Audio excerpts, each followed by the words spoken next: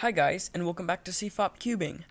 Today, I'm going to teach you some basic Rubik's Cube terms for both beginners and parents who have no idea what their kid is talking about. The first one is a very, very important one that you will hear in pretty much every cubing conversation. The word is algorithm, or alg for short.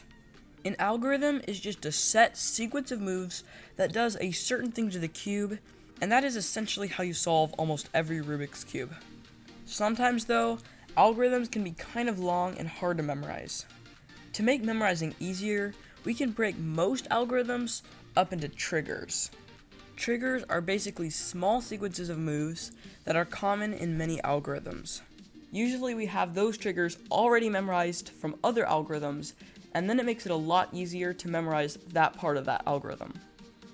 The next term isn't really a term. It's cubing competitions. You probably already know what competition means and can probably guess what a cubing competition is, but basically, times such as world records only count if they are done at an official cubing competition. Knowing that should help you understand these next terms. First, we have PB. PB just stands for personal best. That's just the best time that you have ever gotten. PR just stands for personal record. The difference between PB and PR is that a personal record is your best time at an official competition. Just remember that sometimes people say official PB instead of PR. Now there's also WB and WR. WR is just world record, and that's the best time anyone has ever gotten at an official competition. WB is just the best time anyone has gotten overall, in competition or not. Many people just say unofficial world record instead of WB though.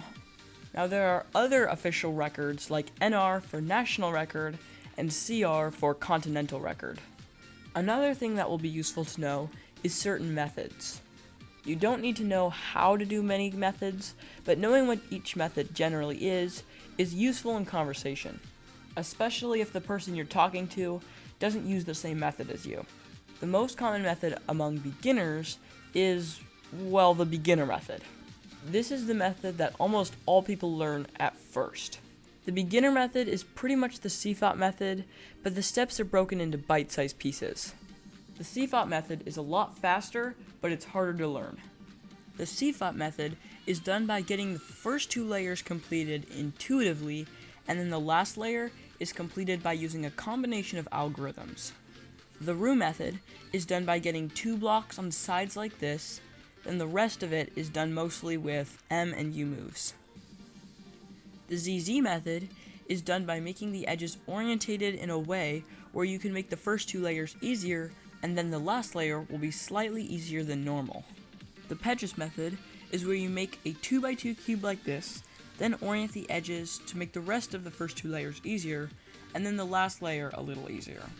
The belt method is, well, I don't even know if anyone even uses this method, but basically you make a solved band around the cube like this, and then you do OLL and PLL to both sides, but you might have to do a few parity algs. If you don't know what parity is, basically it means that you did the first part of the solve in a way that made the rest of the solve impossible to do normally, and you must do a parity algorithm to solve it. If you do get parity, it is a little unlucky, but it is very common in many events. There are a ton of events out there, but there are only 17 WCA events. WCA just stands for World Cube Association, and the WCA events are just the events that are allowed in official cubing competitions. So there are 17 that are allowed.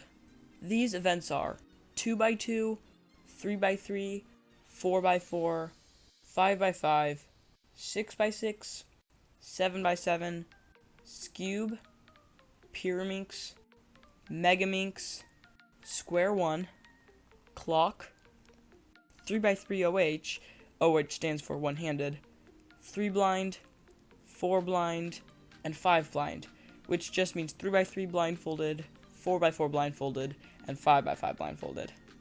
Multi-blind, which is multiple 3x3s blindfolded, and finally there are fewest moves, where you just try and find the least amount of moves possible to solve a 3x3. Now, let's talk about terms when you are solving.